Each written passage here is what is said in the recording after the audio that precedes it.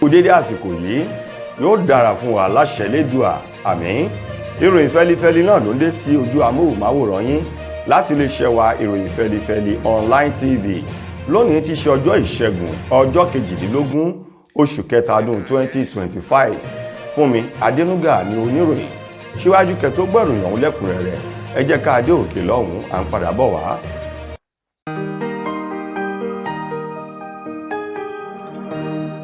Ìròyìn fẹ́lifẹ́li TV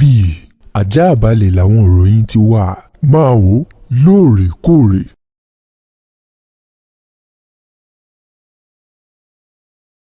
Ẹ káàbọ̀ padà, ìròyìn ọ̀hún rèé lẹ́kùnrẹ́rẹ́. Ẹgbẹ́ òṣèlú APC ni wọ́n ti yànnàná ọ̀rọ̀ kan tó ń ti àlàyé ẹ̀kúnrẹ́rẹ́ àti èsì padà síbi tí ọ̀rọ̀ ọ̀hún tó ti wà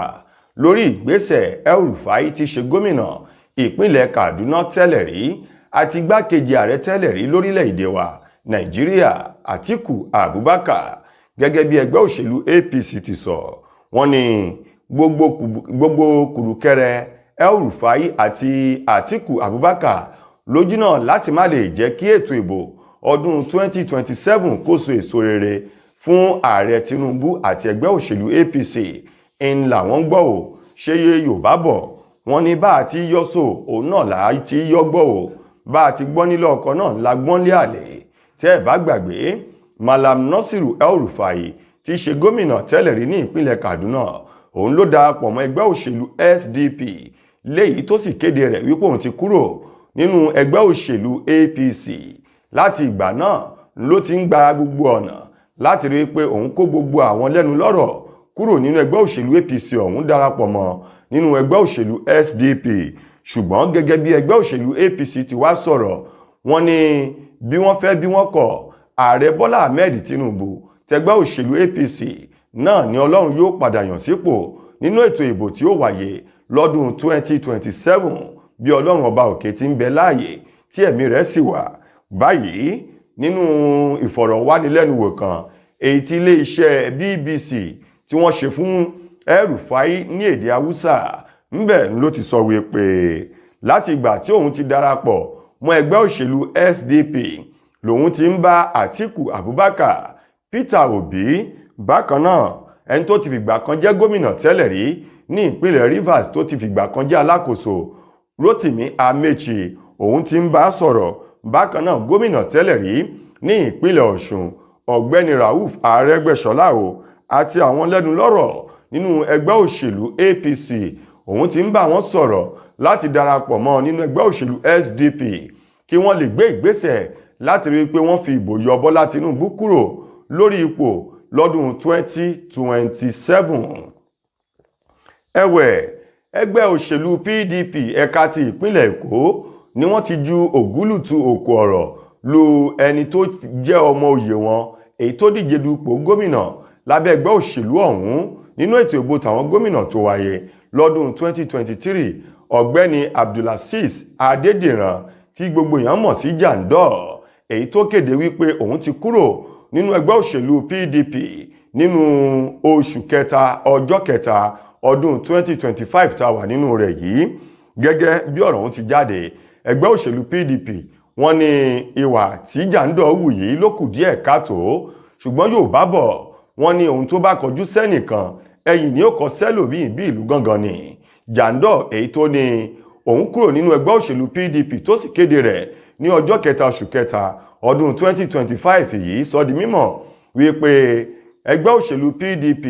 ọ̀pọ̀lọpọ̀ àwọn ìṣòro tó wà ń bẹ̀ èyí tí àwọn àgbààgbà ẹgbẹ́ òṣèlú ọ̀hún kọ̀ jálẹ̀ láti yanjú rẹ̀, òun ló mú ìfàsẹ́yìn bá ẹgbẹ́ òṣèlú náà àti wípé àwọn ọ̀dàlẹ̀ wọ́n ti pọ̀ jù nínú ẹgbẹ́ òṣèlú PDP. Àìgbọ́ra ẹni yé àìgbàtó ẹni dá ó ti pọ̀ jù nínú ẹgbẹ́ òṣèlú PDP. Èmi mo jù ọ́ ìwọ ò jù mí ó wà nínú ẹgbẹ́ òṣèlú náà, èyí tó mú ọkọ̀ ẹgbẹ́ òṣèlú ọ̀hún láti máa sún sẹ́yìn tí inú ẹgbẹ́ òṣèlú náà sì ń jó àjórẹ̀yìn yálà kó máa jó sí iwájú sí i. Báyìí lẹni tó jẹ́ igbákejì alága fún ẹgbẹ́ òṣèlú PDP ní ìpínlẹ̀ Èkó ọ̀gbẹ́ni Tai Benedict, òun náà wá sọ̀rọ̀ jáde. Ó ní tẹ́lẹ̀tẹ́lẹ̀ rí Jandor kì í ṣe ọmọ ẹgbẹ́ òṣèlú PDP ó ní ẹgbẹ́ òṣèlú APC ni ṣùgbọ́n tó jẹ́ wípé ẹgbẹ́ òṣèlú APC wọ́n lò láti wá dàbàrú ẹgbẹ́ òṣèlú PDP ní ìpínlẹ̀ Èkó àmọ́ nínú ọjọ́ ajé ọ̀sẹ̀ yìí òun náà ni Jandor ló ṣe ìpàdé pẹ̀lú àwọn oníròyìn ní ìpínlẹ̀ Èkó léyìí tó ti kéde wípé báyìí òun ti darapọ̀ mọ́ ẹgbẹ́ òṣèlú APC lẹ́kùnrẹ́rẹ́ gẹ́gẹ́ bí Jandor bó ti sọ. Alákòóso fún epo bẹtiróòlù àti ohun àlùmọ́nì ilẹ̀ wa tẹ́lẹ̀ rí ní orílẹ̀-èdè wa Nàìjíríà arábìnrin Dizaini Alison Madueke ohun mà ló ti pariwo síta bí ajítẹ ìgò mọ́lẹ̀ nídàájí òtọ̀tọ̀tàn bí ẹni tí ilẹ̀kùn dánfó tó mú lọ́wọ́ eléyìí tó sunkún jànàjànà bí adìyẹ tí àṣà kó lọ́mọ lọ sí ilé ẹjọ́ gíga ti ìjọba àpapọ̀ èyí tó kalẹ̀ sílùú Àbújá láti rawọ́ ẹ̀bẹ̀ sí wọn wípé kí wọ́n gbé ìdájọ́ kan tó ń ti òfin dìde dúró láti fi dá àjọ tó rí sí ìwà ìbàjẹ́ ṣíṣowó ìlú kùmọ̀kùmọ̀ lọ́wọ́ kọ̀ EFCC wípé kí ilé ẹjọ́ ó dá wọn lọ́wọ́ kọ̀ lórí wípé àjọ ọ̀hún kéde láti bẹ̀rẹ̀ sí ní máa ta àwọn dúkìá èyí tí wọ́n gbà kalẹ̀ kúrò lọ́wọ́ Alison Madueke lórí tó jẹ́ wípé ọ̀pọ̀lọpọ̀ dúkìá rẹ̀ ẹ̀sùn ìkówóná ṣíṣowó ìlú kùmọ̀kùmọ̀ àti ìwàjẹ́bánu èyí tí wọ́n fi kan Alison Madueke pẹ̀lú àwọn dúkìá rẹ̀ èyí tí ìjọba tó gbẹ́sẹ̀ lé wọ́n ní èyí ló mú àjọ EFCC láti bẹ̀rẹ̀ sí ní máa ta àwọn dúkìá ọ̀hún fáwọn ará ìlú kí wọ́n lè rí owó díẹ̀ gbà padà kúrò nínú àwọn dúkìá rẹ̀ léyìí tí wọ́n yóò kó sí àpò ìjọba. Báyìí Alison Madueke òun mà ló ti ké jànàjànà tó sáré bí àtọ̀ lè lọ sí ilé ẹjọ́ gíga láti dákun dábọ̀ kí wọ́n dá àwọn EFCC lọ́wọ́ kọ̀ láti má lè ta dúkìá rẹ̀ gẹ́gẹ́ bí ìkéde eléyìí tí àjọ EFCC tí wọ́n fi léde. Wọ̀nyí ni àwọn ọ̀rọ̀ èyí tó wà nínú ọ̀rọ̀ kan èyí tí agbẹjọ́rò Alison Madueke tó fi léde wípé báyìí àwọn ọ̀rọ̀ ilé ẹjọ́ láti dá àwọn àjọ EFCC lọ́wọ́ kọ̀. Ẹni tó jẹ́ ọ̀kan nínú àwọn onídùúró àti agbẹjọ́rò fún Dizaini Madueke èyí tó léwájú àwọn agbẹjọ́rò rẹ̀ eyín ọ̀gbẹ́ni Mike Ozeome eléyìí tó ní àwọn ọ̀rọ̀ ilé ẹjọ́ náà láti gbé ìgbésẹ̀ ní kíákíá bí omi gbígbóná bí kò ṣe gbọdọ̀ pẹ́ lẹ́nu èyí tí ọwọ́ ò gbọdọ̀ pẹ́ ní sáà kéèké kí wọ́n sọ fún àjọ EFCC wípé ìgbésẹ̀ náà ilé ẹjọ́ kò faramọ́ bẹ́ẹ̀ sì ni ó lòdì sí ìgbésẹ̀ àná èyí tí orí ẹjọ́ Madueke tó wà lọ́wọ́ báyìí nílé ẹjọ́. Ó kéré tán àwọn ènìyàn mẹ́rin òun ló jọ́lọ́run bá nípè níbi ìkọlù àwọn ọmọ ẹlẹ́gbẹ́ òkùnkùn kan èyí tó wáyé nílùú Abẹ́òkúta tí ṣolúlù ìpínlẹ̀ Ògùn ní ọjọ́ sátidé àbámẹ́ta èyí tó kọjá yìí. Gẹ́gẹ́ bí ìròyìn ọ̀hún ti fi léde wọ́n ní àwọn ọmọ ẹgbẹ́ ẹyẹ àti àwọn ọmọ ẹgbẹ́ àyè àwọn méjèèjì yìí ni wọ́n kọlura wọn ní agbègbè Ṣómọ̀rìn ní Ọbántòkò lọ sí odò ẹran léyìí tí wọ́n ní ìṣẹ̀lẹ̀ náà iná rẹ̀ jó dé agbègbè Arẹ́gbẹ́ò ní abẹ́ Ọbántòkò nílùú Abẹ́òkúta. Ó ṣojú mi kòró kan èyí tó sọ̀rọ̀ náà sọ wípé ìṣẹ̀lẹ̀ yìí tó ṣẹlẹ̀ ló kọ́kọ́ wáyé ní ìgbà tí àwọn ọmọ ẹyẹ tí wọ́n kọlu àwọn ọmọ àyè tí wọ́n pa èèyàn kan nínú àwọn ọmọ ẹgbẹ́ àyè èyí tó mú ẹgbẹ́ àyè láti wá pa èèyàn kan padà nínú àwọn ọmọ ẹgbẹ́ ẹyẹ èyí tí wọ́n bẹ̀rẹ̀ sí ní ka nọ́mbà eye èèyàn tí wọ́n pa. Wọ́n ní ìjà yìí òun ló mú tí ìbọn bẹ̀rẹ̀ sí ní ró kẹ̀wù kẹ́kẹ̀wù kẹ̀wù kẹ́kẹ̀wù ní agbègbè Arẹ́gbẹ́ odò ẹran wá sí Ṣómọ̀rìn lọ sí Alọ́gì léyìí tí wọ́n ní ó kéré tán mẹ́rin nínú wọn òun ni wọ́n pa nígbà tí àwọn ènìyàn tí wọ́n fi ara pa játijàti. Ẹni tó jẹ́ alukoro iléeṣẹ́ ọlọ́pàá ní ìpínlẹ̀ Ògùn Ọmọlọ́lá Òdútọ́lá fi ìṣẹ̀lẹ̀ náà múlẹ̀ tó ní láàrin yìí níléeṣẹ́ ọlọ́pàá tó ń bẹ ní àwọn àyíká àti agbègbè tí ìkọlù yìí ti wáyé ni wọ́n ta mọ́ra láti lọ síbẹ̀ kí wọ́n lè dẹ́kun wàhálà àti làásìgbò ọ̀hún tí àwọn ọmọ ẹgbẹ́ òkùnkùn méjèèjì náà èyí tí wọ́n dá sílẹ̀ tí wọ́n kọlura wọn. Mo kí gbogbo ojú tí wò mí ti ń gbọ́ mi jákèjádò orígun mẹ́rẹ̀ẹ̀rin àgbáyé. Orúkọ mi ni Ambassador Àkànfẹ́ Ìwò tí mo jẹ́ agbẹnusọ fún iléeṣẹ́ X2 Ultimate Herbal International Limited. níléeṣẹ́ wa bì láti màmọ̀ dájú nǹkan kan tí eléyìnbó ń pè ní health is wealth, ìlera lọ́rọ̀. Kì í ṣàfẹnujẹ́ nìkan tá a bá ń gbọ́ ọ̀nì sétí, torí gbogbo lọ́gbọ̀ àwọn èèyàn ni wọ́n ń kojú àìsàn tí a pè ní ìfúnpá gíga. Ìdí nìyí tí iléeṣẹ́ X2 Ultimate Herbal fi ṣètò oògùn ìfúnpá gíga fún ní powder àti ní olómi. Kò tán síbẹ̀, oògùn ìtọ̀ ṣúgà ó wà ní iléeṣẹ́ X2 Ultimate Herbal International Limited ní powder àti ní olómi. Òun náà lẹ̀ ń wò yìí. Oògùn ọ̀pẹ́ ẹ̀yìn wà tí a ti ṣe lọ́jọ̀ fún ẹni tó bá ń kojú ọ̀pẹ́ ẹ̀yìn torí gẹ́gẹ́ bí ìṣòro. Iléeṣẹ́ wa níbí ní oògùn ẹ̀ tó lè bá wọn tán rẹ̀ lójú ọgbọ́n. Bákan náà, ogunlọ́gọ̀ àwọn èèyàn ni wọ́n jẹ́ oníbìísí tí wọ́n ti rora wọn pín wípé Ọlọ́run ò lè ṣe, ṣùgbọ́n tó jẹ́ pé àìsàn kan sómìíràn ní nǹkan di ọmọ bíbí wọn. Ó wà ní iléeṣẹ́ X2 Herbal International Limited fún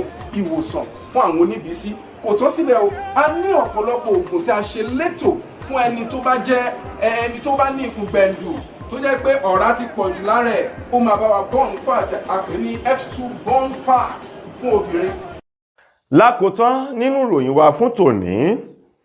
ọ̀kan nínú àwọn ìbejì tí ń kọrin tàkasùfé ní orílẹ̀-èdè wa Nàìjíríà, èyí tí wọ́n pe orúkọ ìbejì ọ̀hún ní P-Square, ọ̀kan nínú wọn Paul Okoye, èyí tí gbogbo èèyàn mọ̀ sí Rude Boy, òun mà ló ti sọ ọ̀pọ̀lọpọ̀ àwọn kùdìẹ̀kudiẹ àti àṣìṣe tí àwọn òṣèré sinimá àgbéléwò ní orílẹ̀-èdè wa Nàìjíríà tí wọ́n máa ń ṣe nínú àwọn sinimá wọn, tí àwọn àṣìṣe ọ̀hún tó sì jẹ́ ohun tó ń ta àbùkù bá sinimá àgbéléwò ní orílẹ̀-èdè Nàìjíríà láàrin àwọn orílẹ̀-èdè yòókù. Gẹ́gẹ́ bí Paul Okoye, Rude Boy, ọ̀kan nínú àwọn ìbejì P-Square, bó ti fi ọ̀rọ̀ ọ̀hún sórí ìkànnì Instagram rẹ̀, sọ di mímọ̀ tó ń ti ẹ̀hà àti àfihàn nínú fọ́nrán sinimá kan èyí tí wọ́n ní ẹ̀rọ gbohùngbohùn tá a mọ̀ sí boom mic àti àwọn ènìyàn tó wà lẹ́yìn kámẹ́rà. Ọ̀rọ̀ tí wọ́n ń sọ gbogbo rẹ̀ pátá ń ló hàn nínú sinimá náà, èyí tí Rude Boy tó sì gé abala ọ̀hún tó fi sórí ìkànnì ayélujára rẹ̀ tó ní kí àwọn ènìyàn lọ wò ó bóyá òun lòun parọ́ ni, ètí ọ̀pọ̀lọpọ̀ àwọn ènìyàn tí wọ́n sì wo àkásílẹ̀ ibi fọ́nrán ọ̀hún èyí tó gé kúrò nínú sinimá èyí tí wọ́n ti rí àwọn àṣìṣe yìí, níbi tí ọ̀pọ̀lọpọ̀ àwọn ènìyàn tí wọ́n ti ń bu ẹnu àtẹ́ lu agboolé sinimá ní orílẹ̀-èdè Nàìjíríà wípé èyí kọ́ làkọ́kọ́, ọ̀pọ̀lọpọ̀ àwọn àṣìṣe ni wọ́n máa ń ṣe o, níbi tí àwọn èèyàn tó jẹ́ òṣìṣẹ́ nínú sinimá níbi tí wọ́n ti ń yà tí gbogbo àwọn àṣìṣe wọn tó máa hàn. Kódà nínú sinimá ọ̀hún èyí tí Rude Boy fi léde, wọ́n ní arákùnrin èyí tó gbé ọ̀pá ẹ̀rọ gbohùngbohùn boom mic dání, wọ́n ní òun gan ara rẹ̀ ó hàn nínú abala fọ́nrán èyí tó gé kúrò nínú sinimá náà, àti ọ̀rọ̀ tí àwọn olùdarí sinimá ọ̀hún tí wọ́n ń sọ, wọ́n ní gbogbo rẹ̀ pátá ló hàn, èyí tó sì pe àkíyèsí àwọn tí wọ́n jẹ́ agbátẹrù tí wọ́n ń ṣe ìgbárùkùtì sinimá ní orílẹ̀-èdè Nàìjíríà, tó fi mọ́ àwọn ẹ́dítọ̀, eyín àwọn tí wọ́n ń gé sinimá síwájú kí wọ́n tó gbé síta láti máa ṣe àkíyèsí àwọn sinimá yìí, tó fi mọ́ àwọn olùdarí tí wọ́n jẹ́ olóòtú sinimá o, kí wọ́n máa wo sinimá ọ̀hún dáadáa síwájú kó tó di wípé wọ́n gbé sóde, èyí tí ó di wíwò fún àwọn ará ilé, kírúfẹ́ àwọn àṣìṣe yìí kó má bàa jẹ́ nǹkan tí ó máa di à ń kò bí aṣọ ṣúgà ní òde sinimá. Tó ẹ̀yin ará, ìròyìn wa kò ní jù báyìí lọ fún tòní. Ó tún dojúmọ́ ọ̀la tẹ́tù máa láǹfààní láti gbọ́ tún rẹ̀ míì. Fúnmi Adénúgà lẹni tó mú ìròyìn wá sí ojú amóhùnmáwòrán yín. Ẹ ṣeun gan ni o.